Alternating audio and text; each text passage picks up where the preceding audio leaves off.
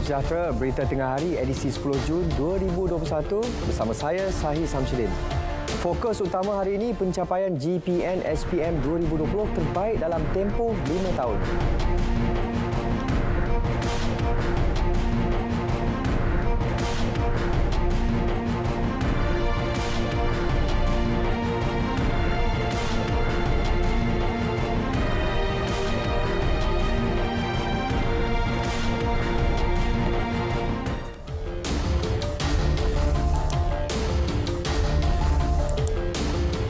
Pencapaian sijil perjalanan Malaysia SPM 2020 dengan grade Purata Nasional GPN 4.80 adalah yang terbaik dalam tempoh 5 tahun. Menteri Kanan Pendidikan Datuk Dr. Muhammad Razzie Jidin berkata, ia berdasarkan calon yang mendaftar kali pertama sekurang-kurangnya 6 mata pelajaran dan menduduki sekurang-kurangnya 1 mata pelajaran. Jika kita lihat grade Purata Nasional pada tahun ini adalah 4.80 berbanding dengan 4.86 pada tahun 2019.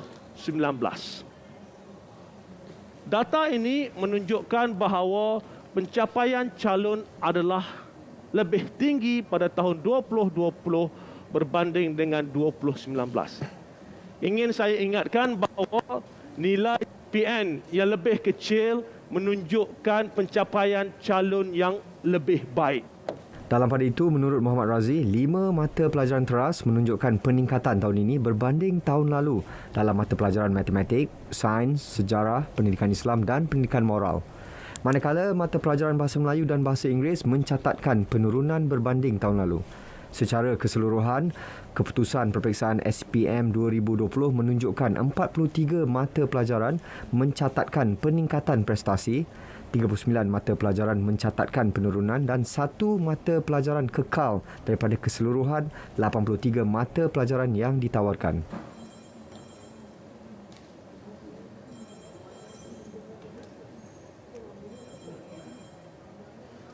Sementara itu, pencapaian calon di luar bandar mempamerkan peningkatan malah lebih tinggi berbanding calon di bandar.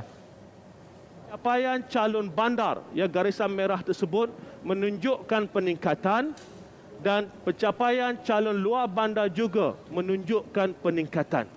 Namun, peningkatan pencapaian calon luar bandar adalah lebih tinggi daripada peningkatan pencapaian calon di bandar. Peningkatan ini menyebabkan jurang pencapaian antara bandar dan luar bandar mengecil kepada 0.38 pada tahun 2020 berbanding 0.4 tahun 2019. Seramai 9,411 daripada 381,894 calon peperiksaan sijil pelajaran Malaysia SPM 2020 memperoleh keputusan cemerlang grade A dalam semua mata pelajaran diambil. Laporan analisis keputusan peperiksaan SPM 2020 oleh Kementerian Pendidikan juga mendapati bilangan calon yang mendapat sekurang-kurangnya kepujian turut meningkat kepada 78,731 calon berbanding 77,038 pada tahun 2019. Analisis turut menyebut daripada 83 mata pelajaran ditawarkan, 43 mencatatkan peningkatan prestasi, 39 merekodkan penurunan dan 1 mata pelajaran kekal. Dari segi keupayaan calon menjawab soalan kemahiran berfikir aras tinggi pula, 19.36% dikategorikan sebagai cemerlang, 48.89% baik dan 31.75% berpotensi. Calon layak sijil SPM turut menunjukkan peningkatan sebanyak 1.96%, 338,659 calon iaitu 88.68% bagi SPM 2020 berbanding 86.72% atau 337,773 untuk SPM 2019. Seramai 401,105 calon mendaftar dengan seramai 381,894 calon menduduki SPM 2020 untuk 83 mata pelajaran di 3,310 pusat peperiksaan. Bagi tahun 2019, 86.72 calon 86.72% calon layak mendapat sijil SPM, dan bagi tahun 2020 ianya meningkat 1.96% pada 88.68%. Jadi peratus calon yang mendapat sijil pada tahun ini adalah untuk tahun 2020 adalah lebih tinggi daripada tahun 2019. Manakala bagi calon berkeperluan khas CBK layak sijil SPM terdapat 6.88% peningkatan iaitu 68.22% bagi SPM 2020 berbanding 61.34% untuk SPM 2019. Seramai 1,435 CBK telah menduduki peperiksaan SPM pada tahun 2020. Perdana Menteri Tan Sri Muhyiddin Yassin menyifatkan calon sijil pelajaran Malaysia SPM 2020 yang menerima keputusan hari ini sebagai individu hebat yang menduduki peperiksaan dalam situasi negara dan dunia bergelut dengan pandemik COVID-19. Muhyiddin menerusi hantaran Facebook hari ini. Beliau berbangga dengan calon SPM 2020 yang berdepan cabaran berbeza berbanding tahun-tahun sebelumnya. Katanya semua pelajar diuji dengan cabaran yang getir namun berbekalkan semangat serta keazaman tinggi dengan sokongan semua pihak, cabaran itu berjaya diharungi. Bagaimanapun, Tan Sri Muhyiddin menyatakan sekiranya keputusan yang diterima bukanlah seperti yang diharapkan, jangan sesekali berputus asa. Selain itu, beliau turut berterima kasih kepada ibu bapa dan guru-guru yang berhempas pulas berusaha bagi membantu pelajar mengharungi peperiksaan dalam tempoh mencabar ini. Ini kerana ibu bapa dan guru-guru berusaha berlipat kali ganda menerusi proses pembelajaran dan pengajaran PDP yang penuh mencabar dalam suasana norma baru. Beliau berpesan agar keputusan yang diterima hari ini menjadi penyuntik semangat untuk terus berusaha bagi memastikan kehidupan serta masa depan yang terjamin.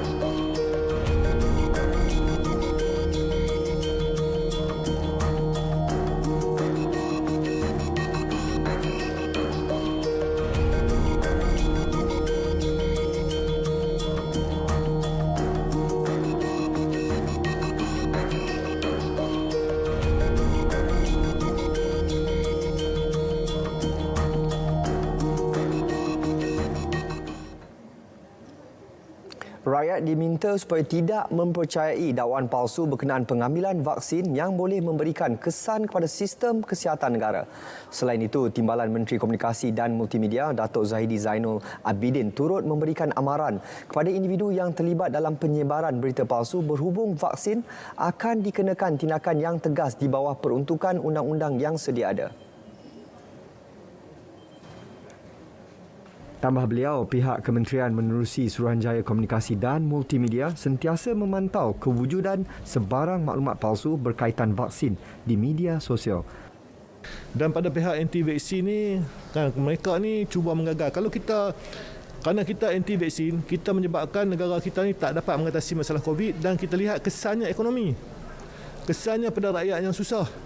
Kesannya mereka yang nak cari makan ni. Jadi kita kena lihat, jangan kita buat tindakan anti-vaksin tanpa sebab dan kita menyusahkan negara dan menyusahkan rakyat. Beliau menjelaskan kepada RTM selepas menjadi tetamu program Selamat Pagi Malaysia SPM di Angkasa Puri. Di Padang Terap, Kedah, program vaksinasi COVID-19 kebangsaan anjuran unit bergerak vaksinasi COVID-19 daerah berkenaan menerima sambutan baik masyarakat setempat. Program diadakan di Madrasah Ahmadiyyah Pondok Pak Teh Mat, Kampung Padang Nyor. Pengerusi Majlis Belia Daerah Padang Terap, Muhammad Jasnizam Husni yang turut hadir berkata, beliau perlu menjadi benteng kerajaan dalam mencegah dan menghalang penularan wabak COVID-19. Pihaknya sedia membantu mereka yang menghadapi masalah capaian internet. Di pejabat beliau sendiri pun ada tubuhkan sukarelawan dan tempat-tempat yang PPV ni, pusat pemberian vaksin ni di Padang Terap ni ada 5 tempat, dan beliau-beliau juga kalau kita tengok ini di Padang Terap sendirilah banyak yang menyambut baik seruan daripada kerajaan ini, dan saya menyeru kepada beliau yang belum lagi mendaftar agar segera daftar. Kita percepatkan lagi, pemudahkan lagi urusan yang sedang dirancang oleh pihak kita. Tidak mudah terpengaruh dengan dakwah golongan anti-vaksin, tegas masyarakat peneroka dan generasi kedua Felda dan kesedar kepada yang cuba menakutkan mereka dengan pelbagai isu berkaitan suntikan vaksin COVID-19. Buktinya, tinjauan RTM di Pusat Pemberian Vaksin PPV Felda Ciku 5 mendapati sambutan sangat menggalakkan apabila mereka yang tinggal jauh sanggup hadir menerima suntikan. Mereka mendaftar awal secara manual di klinik kesihatan terdekat dan mendaftar melalui aplikasi MySejahtera. Jadi betul-betul dalam media sosial tu pasal anti vaksin tu, cukup-cukuplah hasut orang supaya tak cocok vaksinnya. Pasal kita generasi kedua pun percaya pada vaksin ni. Mak ayah gapo sudah belaka dah cocok. Hari ni generasi kedua pula untuk cocok vaksin lah. Jadi saya pun selesai dos pertama. InsyaAllah 29 bulan ni dos kedua pula lah. Tolong dari hati rasa tanggungjawab pada diri sendiri rasa. Betul ni disarun saja kan. Kalau kita tanya saja kan. Mana kita ada tanggungjawab sebagai rakyat ni. Betul ni untuk kebaikan kita dengan orang. Sementara itu, Ahli Dewan Undangan Negeri Adun Paloh, Amran Arifin berkata setakat ini seramai 1,100 peneroka dan generasi kedua di Don Paloh sudah menerima suntikan vaksin. Mulai pada minggu ini ramai yang mula berduyun untuk mendaftarkan diri dalam MySejahtera dan sebagainya, kerana didapati bahawa program ini kata tidak seperti mana yang didakwahkan sebelum ini, takut boleh memberi kesan sampingan dan sebagainya. Jadi saya kira ini satu program berjaya dan saya ucapkan tahniahlah kepada semua petugas yang bertumpuk-tumpuk untuk menjayakan pemberian suntikan vaksin bagi 2,127 proses nyahkuman dilaksana Jabatan Bomba dan Penyelamat JBPM Kelantan sejak pelaksanaan PKP Mac tahun lalu hingga kini. Ini termasuk premis kerajaan, swasta dan tempat tumpuan awam. Pengarahnya, Penolong Pesuruhjaya Bomba Zainal Madasin berkata, tumpuan khusus juga dibuat di lokaliti perebakan COVID-19 PKPD selepas mendapat nasihat daripada Jabatan Kesihatan Daerah. Ini yang kita risau apabila kita dengar kawasan tu pejabat tu ada pandemik COVID-19 19 ni, kita akan ada positif ke tempat tu, kita akan bantu. Kita akan bantu special perlawanan lah. Dan satu lagi apabila kita buat penatasi ini, kita macam ni sekarang lah. Dia tengok kekayaan kita dan ialah yang ada positif lah. Jadi benda-benda ni kita akan protection PPE yang lengkap dengan kita lah.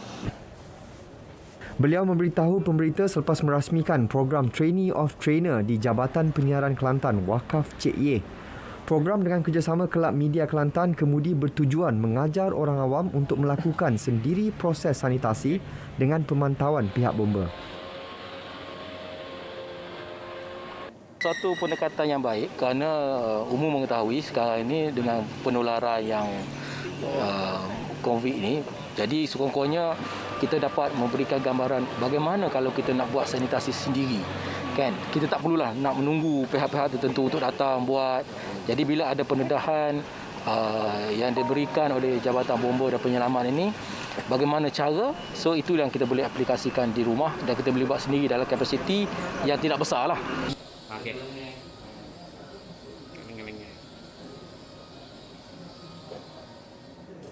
Majlis Agama Islam dan Adat Istiadat Melayu Perlis (MAIPS) menyalurkan 7.2 juta ringgit untuk tujuan menjayakan pelbagai inisiatif bagi membantu golongan asnaf yang terjejas sepanjang tempoh Perintah Kawalan Pergerakan PKP 3.0. Raja Muda Perlis Tuanku Syed Faizuddin Putra Jamulullah bertitah peruntukan khas yang amat besar itu bagi membantu rakyat di negeri ini. Baginda bertitah pelbagai inisiatif yang telah dirancang akan diperincikan sebelum dilaksana bagi meringankan beban hidup mereka yang terkesan asnaf seperti yang diharapkan oleh para penyumbang zakat melalui MAIPS. Tuanku Syed Faizuddin yang juga yang di-Pertua MAIPS bertitah, MAIPS juga telah mengenal pasti beberapa inisiatif sebagai persediaan sekiranya terdapat keperluan baru seperti pelanjutan tempoh PKP. MAIPS akan sentiasa berusaha memastikan segala inisiatif yang dilaksanakan ini akan mengambil kira pelbagai faktor termasuk keadaan semasa dan keperluan mendesak yang akan memberi manfaat kepada mereka yang disasarkan. Sultan Perak Sultan Nazrin Muizzuddin Shah berkenan menyediakan dana berjumlah RM14,606,000 bagi membantu rakyat yang terjejas susulan pelaksanaan PKP 3.0 di negeri itu. Baginda menitahkan agar Majlis Agama Islam dan Adat Melayu Perak (MAIP) turut menyalurkan dana berkenaan bagi melengkapi keperluan petugas Barisan Hadapan serta mempercepatkan program vaksinasi kepada kumpulan sasar. Menerusi satu kenyataan yang di-Pertua MAIP, Datuk Seri Muhammad Anwar Zaini berkata sejumlah RM10,900,000 diperuntukkan untuk bantuan kecemasan kelangsungan hidup rakyat yang terjejas sumber pendapatan.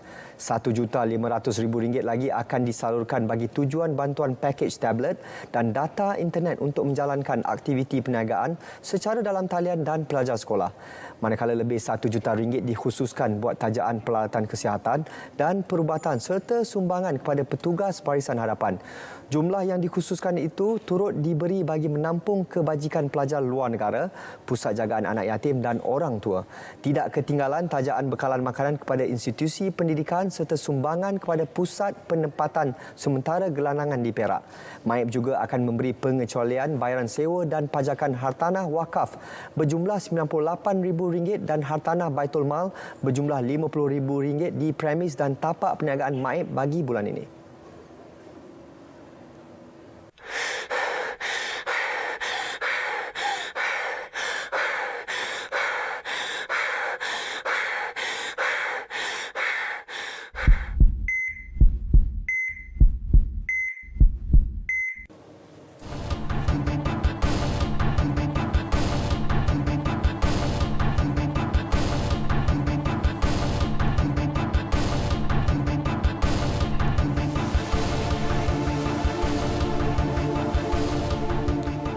Bursa Malaysia dibuka tinggi pagi tadi meningkat semula berbanding penurunan semalam. Ia susulan pengumuman kerajaan untuk memulakan pemvaksinan sektor ekonomi kritikal di bawah fasa 4 program imunisasi COVID-19 kebangsaan. Pada pukul 12.30 hari, Bursa Malaysia naik 1.17 mata kepada 1,582.65 mata. Antara saham aktif, V Solar kekal rapat pada 2 sen, MP susut 2.5 sen kepada 24 sen dan Cuskapi meningkat 1.5 sen kepada 29 sen. Bagi saham yang mencatatkan keuntungan tinggi pula ialah antaranya T-Ocean naik 64 sen kepada RM4.24, IJMPLNT meningkat 58 sen kepada RM3.04, manakala Kobe menokok 49 sen kepada RM2.32. Ringgit dibuka rendah berbanding dolar Amerika pada sesi pembukaan dalam keadaan sentimen bercampur-campur dan harga minyak yang lebih lemah. Setakat 12.30 hari, ringgit diniagakan pada 4.11 berbanding dolar Amerika. Berbanding dolar Singapura, ringgit disebut pada 3.10 dan berada pada 3.75 berbanding yen. Ringgit diniagakan pada 5.80 berbanding pound sterling dan disebut pada 5.00 berbanding euro. Pro 2 rekod peningkatan jualan 82% pada 96,281 unit kenderaan dalam 5 bulan pertama 2021 berbanding 52,920 unit tempoh sama tahun lalu. Syarikat itu optimis mengekalkan sasaran jualan 240,000 unit bagi tahun ini walaupun berdepan dengan situasi pandemik dan isu kekurangan semikonduktor. Jelas Presiden dan Ketua Pegawai Eksekutif Perodua Datuk Zainal Abidin Ahmad, cabaran berkenaan merupakan antara faktor penurunan jualan sebanyak 12% daripada 20,399 unit pada April pada 17,973 unit pada Mei. Pihaknya menyatakan penghargaan kepada kerajaan kerana bertindak melanjutkan tempoh pengecualian cukai jualan sehingga akhir tahun ini. Ia sekaligus membantu Perodua menampung permintaan, menggalakkan aktiviti ekonomi serta membantu mengekalkan ekosistem otomotif Malaysia. Setakat ini 18,283 kenderaan telah dihasilkan pada Mei. Ini menjadikan jumlah keseluruhan pengeluarannya setakat tahun ini kepada 98,944 unit. Harga jualan purata atau ASP bagi produk sarung tangan getah dijangka turun dalam waktu terdekat didorong permintaan yang berkurangan dari Amerika Syarikat selain faktor kos bahan mentah yang rendah. Pengarah Eksekutif Top Glove Corporation Lim Cheong Guan berkata, harga jualan purata bagi sarung tangan getah Nitril jatuh 20% dicatat pada suku ketiga berakhir 31 Mei 2021. The lower ASP of around 20% for nitrile glove Q-on-Q as a result of the adjustment in ASP and lower sales volume to the US as US pricing is higher than the non-US market. A lower natural rubber price expected, latex price expected in coming months as the wintering season ended in May 2021 and the yield expected to improve. Beliau bercakap dalam sidang media prestasi kewangan bagi suku ketiga berakhir 31 Mei 2021 secara maya. Berhubung tindakan penggantungan ekspor ke pasaran Amerika Syarikat, jelasnya perkara tersebut masih dalam proses penilaian oleh Jabatan Kastam dan Perlindungan Sempadan CBP Amerika. Bagaimanapun, permintaan sarung tangan pasaran lain kekal konsisten didorong penggunaan yang meningkat selain persekitaran pasaran global yang masih dibelenggu pandemik. Syarikat pengeluar sarung tangan terbesar dunia itu merekodkan keuntungan bersih melebihi 5 kali ganda berjumlah 2.064 bilion ringgit pada suku ketiga berakhir 31 Mei 2021 berbanding 350 juta ringgit tempoh sama tahun lalu.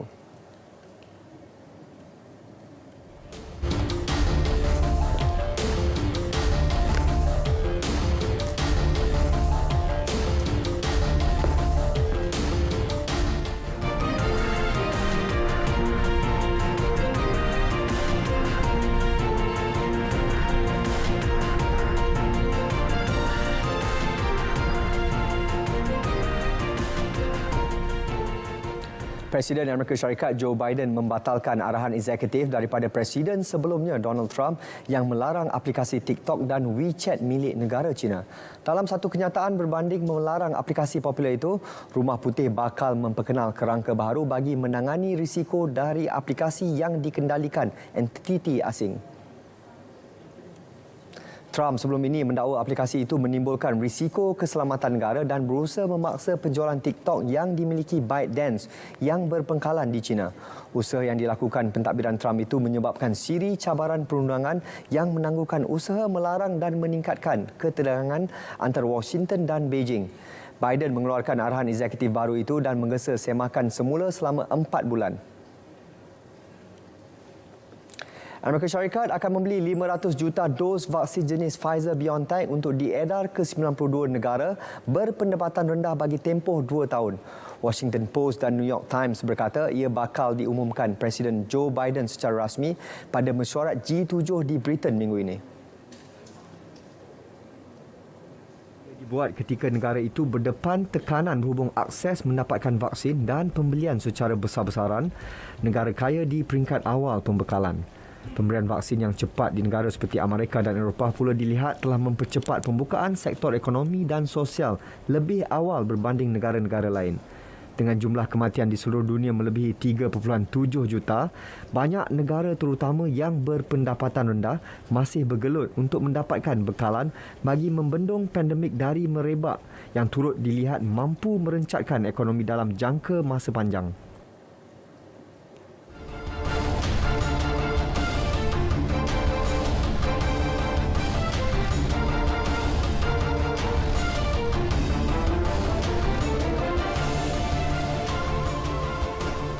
Susulan kejayaan atlet kerusi roda negara Abu Samah Borhan menempah slot secara merit ke Paralimpik Tokyo 2020, Persatuan Tenis Kerusi Roda Malaysia WTM enggan membuang masa, sebaliknya merancang untuk menghantar Abu Samah dan seorang lagi atlet Muhammad Hazwan Yusof menghadapi 3 siri pertandingan antarabangsa.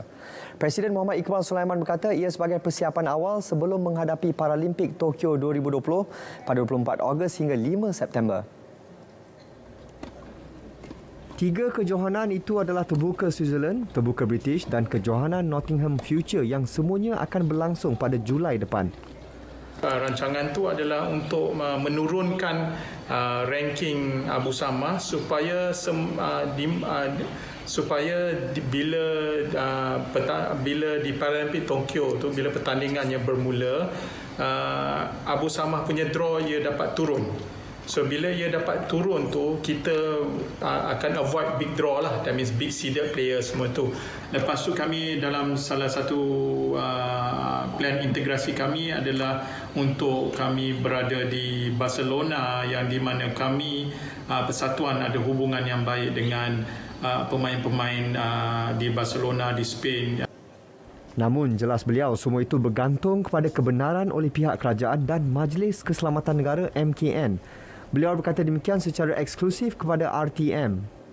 Kini saya telah mempersiapkan diri untuk menjalani latihan di peringkat seterusnya. Mohon sama semua rakyat Malaysia untuk memberi sokongan dan mendoakan kejayaan tim Malaysia di Tamasya Paralimpik Tokyo 2020 nanti. Abu Samah mula menyertai Malaysia pada 2009 serta pernah mewakili negara ke Sukan Paralimpik Rio, Brazil 2016. Beliau memenangi emas acara perseorangan dan perak acara bergu semasa Sukan Para ASEAN 2017. Tenis terbuka Perancis Roland Garros, Novak Djokovic berjaya menewaskan Matteo Berrettini dari Itali dengan mencatat kemenangan 6-3, 6-2, 6-7, 7-5. Sekaligus bakal menyaksikan Djokovic berentap dengan musuh terbesar Rafael Nadal selepas keduanya mara ke separuh akhir. Dalam pertemuan tersebut, pemain pilihan pertama itu memenangi 2 set pertama dan berpeluang meraihkan kemenangan di hadapan 5,000 penonton yang dibenarkan masuk untuk perlawanan di sebelah malam. Bagaimanapun, Berrettini memenangi tie break di set ketiga dan mengheret perlawanan ke set seterusnya. Permainan terpaksa dihentikan untuk mengarahkan penonton pulang susulan peraturan hanya membenarkan kehadiran sehingga jam 11 malam. Terdahulu, Nadal yang telah menjulang 13 gelaran Roland Garros mengatasi pemain pilihan ke-10 Diego Schwartzman untuk mara ke separuh akhir dengan keputusan 6-3, 4-6, 6-4, 6-0. Djokovic dijadual bertemu Nadal esok untuk kali ke-58 dengan bintang Spanyol itu ketika sedang memburu gelaran ke-14 Roland Garros. Berita tengah hari 10 Jun berakhir di sini. Amalkan kawalan kendiri dan keluarga bagi mencegah penularan COVID-19. Lindung diri, lindung semua. Saya Sahih Samsudin. Salam hormat dan jumpa lagi.